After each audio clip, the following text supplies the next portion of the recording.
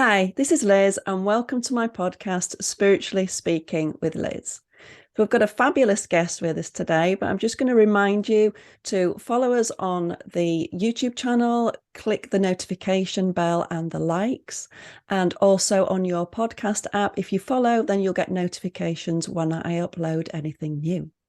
Okay, today we've got a wonderful guest. We've got the fabulous Mita Mistry. So Mita practices mindfulness-based cognitive therapy and acupuncture. She's an author, a newspaper columnist, a speaker, and Mita has written 2 books. This is how I've become aware of her. How to Understand and Deal with Social Anxiety, and All You Need is Rest. So Mita, welcome. Thank you so much for joining me. Thank you for inviting me, Liz. It's a real honor to be here. So thank you for that Oh, lovely introduction. you're welcome. So I'm going to jump straight in on the mindfulness. So I know you started it very young. You were 13, I believe. That's right. Yeah. Yes. Yeah. So what was it that brought it to you, and what was happening to you at the time, and how did it help you? I was actually quite socially anxious as a child. I'd been through quite a bit of trauma in terms of bullying and just sort of growing up around violence, not in the home, but just in the area where I lived. I've had a sort of some traumatic experiences sort of growing up, and I think the bullying and a bit of racism that I faced as well resulted in me being quite socially anxious. And I always felt that I wanted to find some peace or just escape all the turmoil. It just felt very chaotic, the world around me. And my dad was, really into meditation.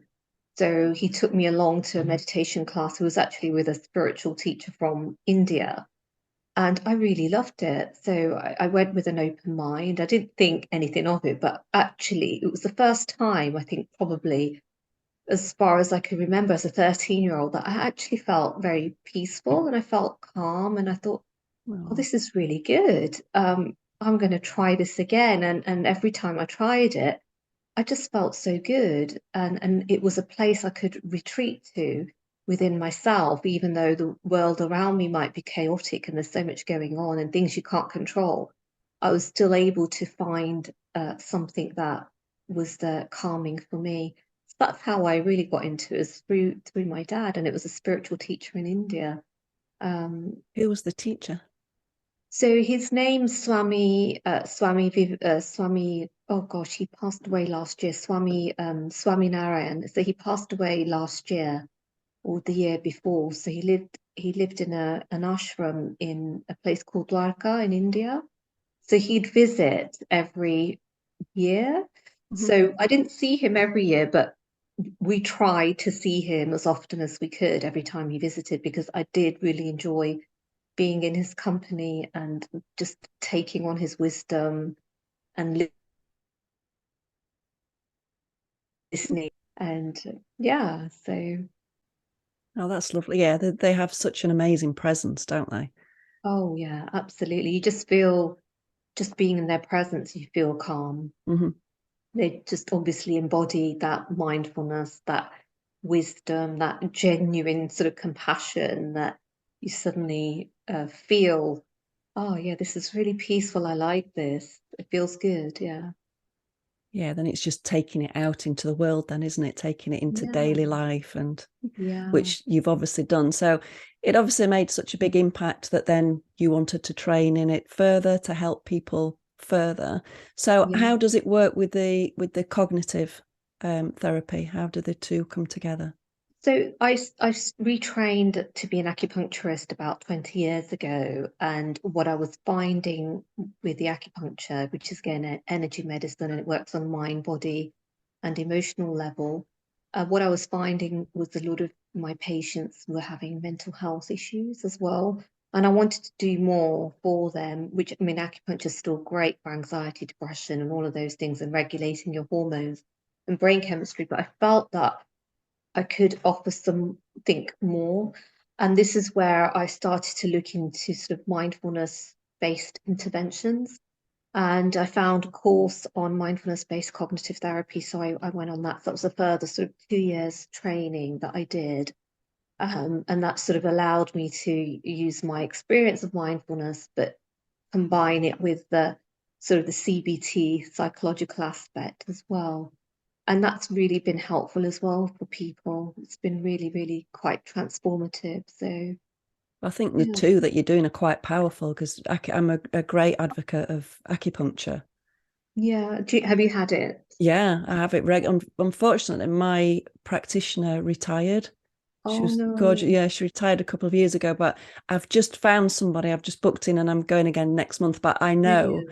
it makes such a difference It really to me. does. Yeah, I think when you're aware of your energy, well, whether you're Mhm. aware or not, but I personally am very aware of my energy. So Mhm. I know that's just that final little tweak I need that just Yeah. keeps me, yeah, Yeah. Yeah, in. and I find that with all of my patients and even myself, you know when you need a treatment. And Mm. even if you're not aware of your energy, you soon become quite fine-tuned into it as well. I find that within sort of 3 or 4 treatments, people are like, oh yes, I noticed the difference, or I noticed this sensation, and I need to do something different. So it does make people more self-aware of what's going on in their body, because often we are, on the go. We're so busy that we don't always listen to the messages that our bodies are giving us, or the wisdom or the signals, and we just carry on and then end up um, sometimes doing more harm than good. Yeah, Yeah, I think we get stuck in a cycle of busy, don't we? It's we just this do. We busy, I'm do. busy, I'm busy, I'm too busy to, I'm too busy to. Yeah. And yeah, people don't, I've got a headache, I'll take tablets. They don't look at, well, why have I got a headache? Maybe it's the tension in my neck because I'm stressed about, or people Mm. don't seem to, a lot of people don't seem to listen to their bodies. And I'm a great believer in the mind body connection. Yeah. Um, and I think a lot of illnesses, not all, of course, but a lot of illnesses do come from the mind, do come Yes. from stress, or how we've been holding ourselves, or Mhm. emotions that we've been holding in, don't they? Yeah, absolutely. There is a real strong body of evidence out there that the mind body and your sort of psychology, they're all connected. And I don't know if you've come across Basil van der Kolk, who's written a book called The Body Keeps the Score, and it's all about how our body stores information about our past experiences in terms of the traumas that we've been through. And they get, it appears if we don't sort of heal or process those emotions or those memories, they get stored in our body, and then they can manifest as all kinds of um, things like mental health conditions, ADHD, just all kinds of things, physical ailments as well. So yeah, I strongly believe that there is always a root cause of a problem. And I think, and it's not anybody's fault, I just think it's the way our world is that everything's about instantaneous or quick fixes. So Yeah. that's what we've been conditioned to buy into now, from society, media, all the rest of it. And that's what people want, because they haven't got time. They just want a quick fix. But going to the root of issues takes a lot more effort, and it takes longer to see the results as well. But then when you do get them, they are a lot better in terms of their longevity, but also minimizing the sort of side effects as well, and going with the sort of natural order of things. Yeah, and the freedom they create, I think, when you get to the Yeah, root of something, the freedom it creates not only in your mind but also in your body. yeah, absolutely. Yeah, I think it is important. And that's one thing that I do a lot of in my acupuncture work is I work on a 5 element system. Mhm. And so that's all about addressing the root cause of a person's imbalances. And it's just brilliant, because it really does give some wonderful results for people as well, not just physically in terms of pain or things like that, but also in terms of where they're going, their vision, their purpose, and what they want to achieve. And it's it's really fascinating. It's just yeah, it's just blows my mind sometimes. Yeah. It is. I did work with a 5-element acupuncturist for a while. Oh, brilliant. I worked in the same clinic. It was his clinic, and I worked Right. alongside him. And yeah, he was incredible. Mm, The results he got, and yeah, it's just out of this world. yeah. Okay, so back over onto your first book, The Mhm. Social Anxiety. So can you give us like a brief description of what is social anxiety? Okay, so social anxiety is the overwhelming sort of fear of being judged or coming across not what so well, or being criticized or humiliated or embarrassed in a social situation, particularly sort of in front of a group of people. So it could be, we all get nervous when we've got to do some public speaking or stand up and talk in front of a group. That's quite normal. But when it's sort of taking over and you start to avoid those situations, so you'll make all the excuses in the world. So you've been given a wonderful opportunity to do a presentation. It's going to be great for your career, but you'll find your phone in sick, or you'll find excuses to avoid it. And then what it starts to do is it really starts to hold back in your progression in life. So it may be that you start avoiding social situations, talking to people, and then what that can result in is isolation, which we know isn't good for anybody's mental health, because as humans, we are hardwired to connect with one another to survive. So it can have a lot of sort of knock-on effects on your mental well-being, but as well as your sort of your growth and your fulfillment in life as well. And it seems to be becoming more and more, I think, or whether we're just more aware of it and we talk about it, I don't know. But Yeah, I think the lockdowns certainly didn't help, did they? A lot of people that were living on their own, people that were maybe in family, even a family group, you can still feel isolated with people in your home, can't you? So yeah. it was I think that's sort of seems to have heightened it. Would you agree, or is it just the same as it always has been? Yeah, it's definitely heightened it. The pandemic has made it worse. I mean, social anxiety is one of those anxiety disorders that often doesn't get mentioned, but it's actually the third largest sort of anxiety disorder, and it is on the rise. And indeed, the lockdown has had an impact, because if you think about it, we were told almost 2 years, maybe longer, to stay away from one another, to socially distance. And imagine what impact that's having on people's fear and anxiety. So, all of a sudden, the lockdown's over and you're having to socialize again. We haven't had that practice for a long time, but also it's the impact it's had on your mind. A lot of people are still, and I still see patients who are still afraid of getting too close to people. They're still in their head socially distancing. Mm-hmm. So the pandemic, we know, is a form of trauma as well on society, because it's changed the way we live, the way we work. Although things are seemingly back to normal, they're not really what they were. It's the world isn't the same place as it was. No, no, there seems to be more overwhelm. There Yeah, seems to be like a deep rooted anger. yeah, Uh, yeah. and so for people that suffer with overwhelm, what would you say that what is overwhelm? Why do we have this feeling of overwhelm? What creates it within us? So overwhelm, really, it can start from your thoughts or your beliefs about yourself or the world, um, or a situation even. And it's these, so we all have negative thoughts. And we're on autopilot 46.9% of the time, and our brain is designed to solve problems and protect us. But when it becomes hardwired like that, and it's constantly only sort of picking up the negativity or the negative thought, what that does is it can have an impact on your stress response.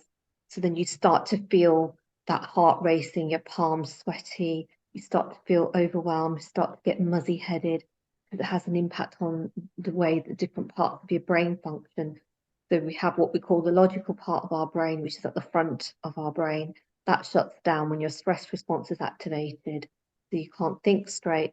So, it's not it's not a pleasant feeling. It's not something that is, going to necessarily harm you physically, as in like really badly, but it's just really unpleasant, and it can stop you from living life fully. And it's horrible when you're living in that dark place in your head and you can't see any hope. But actually, it is easy to, well, it's not easy, but it is possible to break that cycle.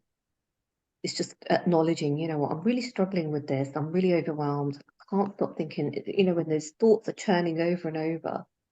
And it's just catching them and stopping them in their tracks. I think that's the key, isn't it? It's that presence. We all hear that we need to be present, but if you're present to your thoughts, present to what you're actually telling yourself, because there's a constant narrative, isn't there, going on? Sometimes you listen to it, sometimes you don't. Like you say, it's just babbling on in the background. Yeah. But it is just being aware of what you are actually telling yourself and how you are speaking to yourself. Yeah, absolutely. And finding ways that work for you to switch off that, catch those negative thoughts and switch it off and do something different. So there's loads of techniques to do that, but one size doesn't fit all. What works for one person may not work for somebody else. So it's a case of exploring that and finding what works for you as well. Can you give us a couple of examples? Yeah, so for example, for some people they find, so if, for example, let's say you're going to bed at night and you've got all these intrusive thoughts about an upcoming meeting or something that you're dreading and you just can't stop thinking about it. Some people find listening to a calming podcast is helpful, or an audio book, because if you think about it, it's like being read a bedtime story. If you've got a soothing voice talking to you, it can interrupt those intrusive thoughts, and then that can sort of help you to sleep. There's other sort of techniques like grounding techniques as well. So if you're out and about and you're feeling very panicky, there's breathing techniques you can do. So where you breathe in for a count of 4, hold for a count of 7, and then breathe out for a count of 8. Or you can do like a hand breathing meditation, which I find is really helpful for young people. It's, sort of in schools when I do work with them, it's something they find easy to do. So you can trace your hand. So if you breathe in as you trace up, and then breathe out, breathe in, breathe out, breathe in, breathe out, breathe in, breathe out, breathe in, breathe out. Obviously slower than that. That's actually, even doing that once, I find that it's so calming. And you can do it discreetly under a table, or you Just could be out. watching it was really Yeah, calming. it I've is not heard of really. that one. Yeah, it's Yeah, really that I nice. love that one. It's really, really calming, and little young children find that one calming as well. And also it's that touch that we get as well. Even, I know you're only touching your own fingers, but touch does help to release the bonding and the love hormone oxytocin. So, that's the other thing. If you've got a pet, give your pet a stroke, or give someone a hug, or get a hug from somebody. All of those things can help. There's loads of things out there you can do. Well, that takes me on to your latest book that came out this year, which is called All You Need Is Rest. I haven't got it in the flesh, but I think you've I've got a got it copy, here. haven't you? But I have got it on my Kindle Oh, because lovely. I took that. We've just been away last week, and I took that with me. And Nice. yeah, and I absolutely loved it because it's so You. many tips. They're all well collated into the chapters, but there's so many tips, um that simple things, really simple things that people Mm. forget about and know, and it's just reminding you of that toolbox, isn't it? That It is. And it's I'd definitely recommend it as a holiday read, because Mm. as I got on holidays, I mentioned in my last podcast, it took me a good couple of days Mm. to settle, to get away from this jibber jabber that was, did I Mm. do this, did like Yeah. business, when you leave in business, did I set this up, did I do that, and all that. And so it's going. And then the one day, and I thought, oh, I don't need to do anything. And that Mm. was the day that I picked your book up as well, so it was good timing. Brilliant. Good. Excuse me. So yeah, it was really really informative, and lots of tips in there brought together. So I definitely recommend that to people. So did that Thank come you. about through just through your tips and working with people? Yeah, absolutely. So a lot of the tips that I've written about is based on my experience, obviously my research as well. I've been doing this work for 20 years now. So I've read a lot of books as well. There's some of the stuff in there, hopefully, you wouldn't just find on the internet. It's not, these days you can Google things and everything's there. So I've tried to give some really unique things. And there's even some acupuncture points in there that I've included, which you can do with acupressure as well. So yeah, I really loved writing this one because, like you say, there's so many tips, but I just felt like, oh, actually I could write more. There's so much more that I want to share. There's so many more things that Mm-hmm.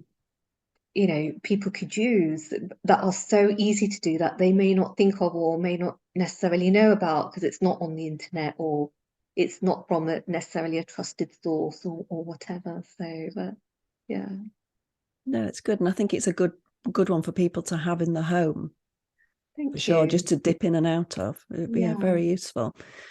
Thank So obviously people can get it from the book, but so I'm finding that I'm coming across there's a lot of anxiety anyway, but I'm finding that there's a lot of frustration with parents and you. anxiety in young kids, like 7, 8, 9-year-olds. Mhm. What sort of tips are there? So there's the trace in the hand Mhm. that you've told us about. What other things are there that we could bring? I think this should be taught in schools, to be fair. Yeah. I think it's so important. Yeah, I mean, there's lots of tools for children as well, in terms of breathing exercises, but also things like coloring. So the way Mm. to switch off the anxious brain is to do things like coloring. There's one, I think I mentioned it in this one, or maybe might be writing it in the new one. I can't remember, It was in but this one. it Yeah. was in this one. Yeah. But I think getting creative is really important because what's happening is when somebody is anxious, their thinking brain is switched on, and it's taken over. So by doing something creative, it can be quite meditative. So like coloring books, getting them to sit down and color.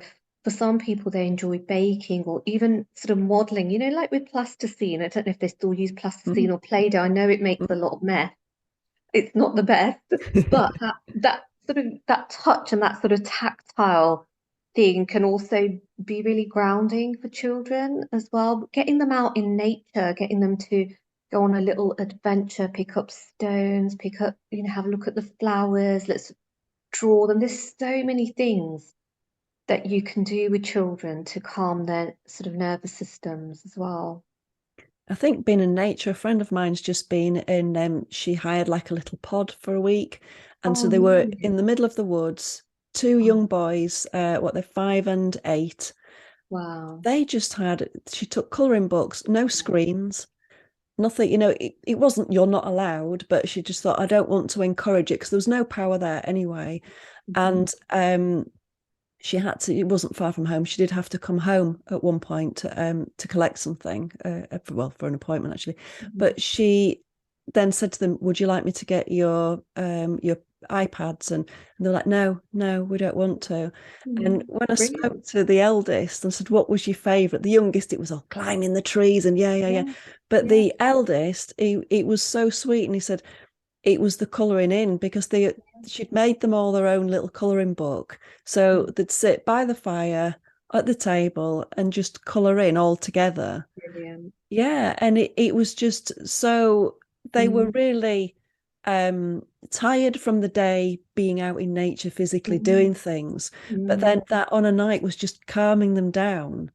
And it seems Mm. to I've noticed something a lot that so when you're in the supermarket, I have a shop, when people come in my shop, if the children start to get a bit loud or they're wanting to touch things, then they just thrust the phone in front of them. Watch this, playing with Oh, it. yes, yes. And I don't know, but I'm no expert, but I don't think that's helping. It can't be helping, can it? No. It's not a No, I don't think it is. It's like Yeah, and I think it is creating this sort of disconnection and addiction to screens as well. And I see it, you know, when we're out and about, and if parents are trying to get there. And I'm not judging, but we've all done it. I've done it myself when I put a screen in front of my child because I need to get Yeah, of some jobs course. done. I mean, they're Yeah.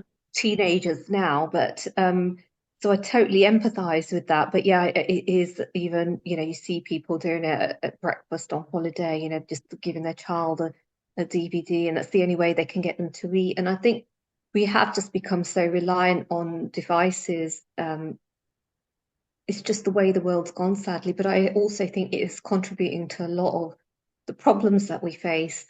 And like you say, you know, that beautiful story you've just shared about your friend and her two boys, it just goes to show those simple activities, being outdoors, climbing a tree, colouring, doing a puzzle together, it gives you a sense of togetherness. And actually, that's what children want at the end of the day, is Yeah. they just want Attention, their don't they? presence. They just want Yeah. our presence. And I think as adults, we're probably all quite distracted by our phones as well. And I know I'm guilty of it too. And I have to set reminders on my phone to say, you know, I've been on the phone for X amount of time today. So like I have to put limits on some of my apps as well. Otherwise, sometimes it can spiral out of control. So I think most of us sort of have been there. It's a double-edged sword, isn't it, really? Because if Mm. you, I'm the same. So, like with Instagram, I'll find that, oh, I'll just go on and just check my messages. And then you think, oh, well, I'll just scroll. And you can end up, and you've lost half an hour in Yeah, what feels like an instant, just yeah, just scrolling. So there's that yeah. side of it. And the side I find with social media that I'm seeing more and more, and you Mm. will with teenagers, is is the how you should look, how you should Yeah. be, the pressure that seems to be coming from it. Mm. It is quite difficult, isn't it, for Yeah. a young mind to, well, for any mind, but to deal with that. Mm. Yeah, absolutely. And there's so much research out there that shows that there are very clear links between social media sort of usage and mental health issues, and anxiety and depression. And there is a pressure. And unfortunately, the way our human brain is constructed is we naturally compare ourselves with what we see in front of us. So social media does that. You know, you're seeing pictures of, you know, filtered, wonderful, perfect looking images, and then you start to feel bad about yourself. You think, well, I don't look like that. And we know that there's also been a rise in young girls, particularly wanting to have cosmetic surgery to look like their filters. And these are girls younger than 18. And that was certainly not a problem when I was growing up in the 80s, 70s, 80s, showing my age now. That was never a problem Same. because No, we it didn't wasn't there, have was it? It we was just a didn't have magazine. that. Yeah, it was, but the magazines probably had that effect on us as well. You know, the perfect sort of, you've got to look a certain way, be a certain size, have a certain sort of physique.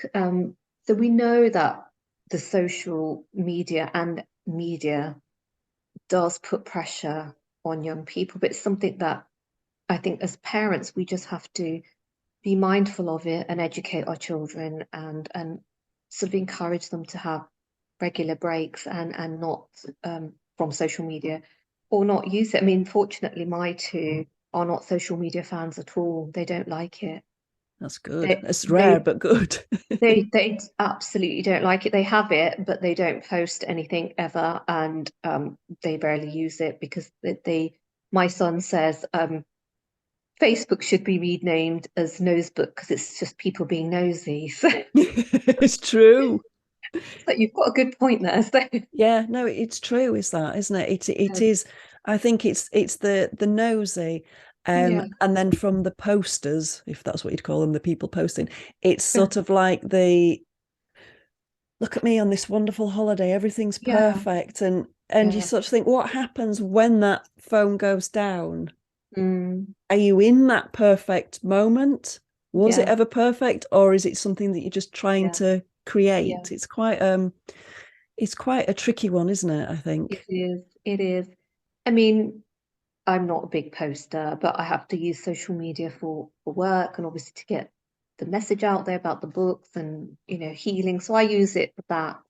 mostly, and family sort of celebrations, birthdays, anniversaries. I think it's a nice way to celebrate people. But in terms of sort of, yes, I know what you mean. I don't like the whole look what I'm doing, look what I've eaten. I don't see the point in sharing that. It'd be like I remember it was like a meme on it was on the internet a few years ago where it was a video of people as if they were on Facebook or Twitter and they were taking photos of their food, then running up and down the street, knocking on all their neighbours' doors, saying, "Look what I've eaten today." Because that's what social media is like. Look what I've eaten. It'd be like you running up and down the street, knocking on all your neighbours' doors, saying, "Look what I've eaten."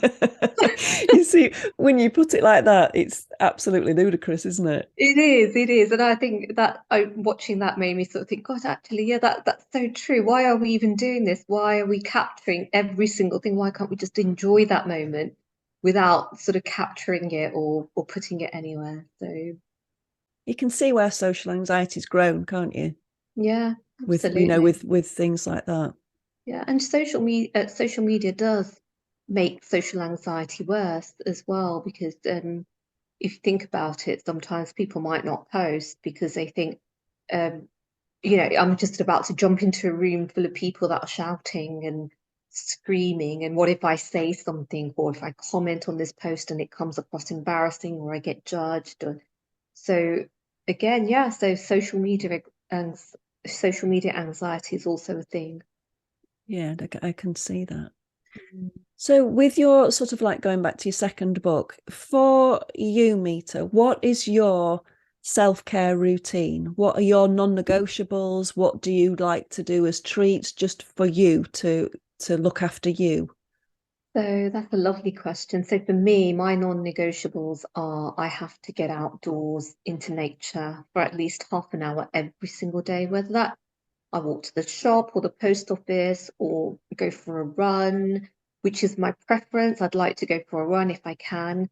But that is my sort of go-to every single day is to get out into nature. And then I have like a ritual on Saturday mornings where Saturday mornings are like my mindful mornings where I slow everything down. So I do everything purposefully, slowly. So I get up when my body wants to get up. There's no alarm clock.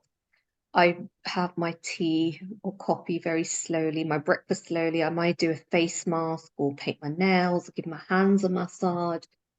I just relish on Saturday mornings. I read inspirational stuff, listen to podcasts, meditations, or I do a bit of yoga. Oh, yoga's my other one. Yoga's like a treat. That's my real treat. Um, yeah, all of those things really. How about you? For me, meditation's my non-negotiable on a morning and out in nature. Like you say, that's my real. While we were away last week, it was somewhere very peaceful. It had woods next to it, and so just going in and just that really brings me to presence. And we have a gorgeous little wood in our village that Nice. it's only small, but when you walk through it, you can be through it in 10 minutes. But when you walk through it, it's just the peace, it's the birds Yeah, singing, it's just to me it's just like it sweeps me clean. It sort yeah, of like clears my energy. So yeah, and physical exercise, the yoga or doing stretches of some form. yeah, lovely. Yeah, and nature, I just find it, observing the different seasons as well. Mm.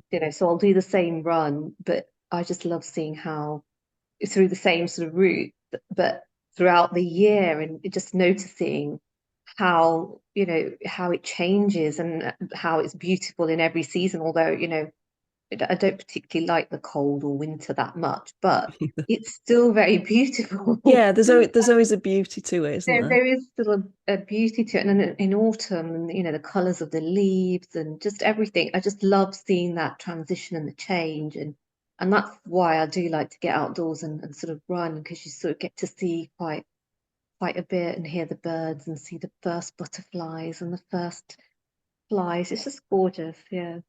We are very blessed where we live. I feel Wow. it's we lived in Spain for 10 years and it was in the desert region, and that Okay. had its own beauty. But Yeah.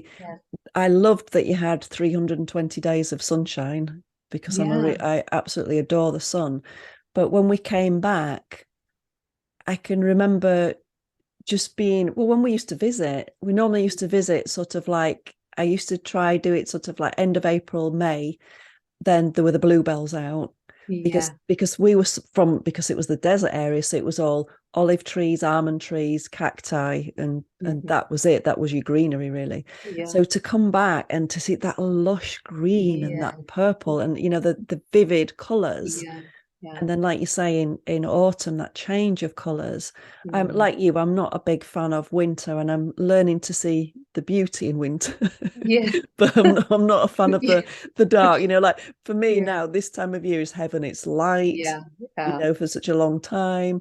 Mm. It's warm. It's Yeah. just, all the flowers are out, all the leaves Absolutely. are out. It's just that, for me, makes me very present, because Yeah. you're just in awe of nature, aren't you? And I think that's Absolutely. the absolute wonder of nature. It really is. I am really loving it right now, and the smells as well, the Yeah. flowers, the fragrance is so, it's lovely. But again, we wouldn't have it if we didn't have the winter, so we do have to have it, I guess. That's it. And we wouldn't have the green if we didn't have the Yeah, rain. But yeah, it exactly. is Yeah. that.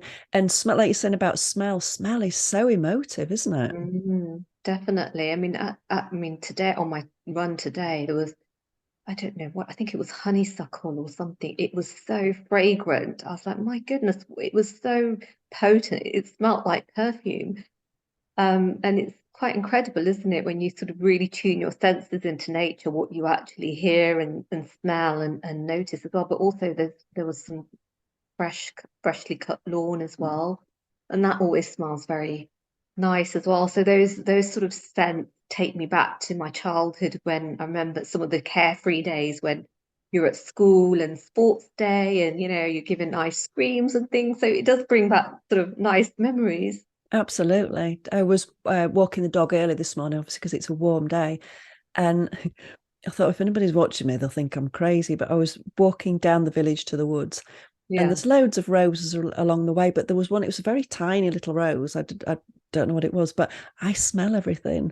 And I think when I was smelling this rose, and it just transported me back to being 6 years old, the smell of Yeah. it. And I Yeah. remember I used to make rose water, probably not properly, but Oh, I I was, did as well, actually, from the garden. I used to make perfume. yeah, same, Yeah. same. And it just took me back. And I was just like, and then the dog sort of like pulled, and I was like, oh yeah, come on, let's go. Yeah.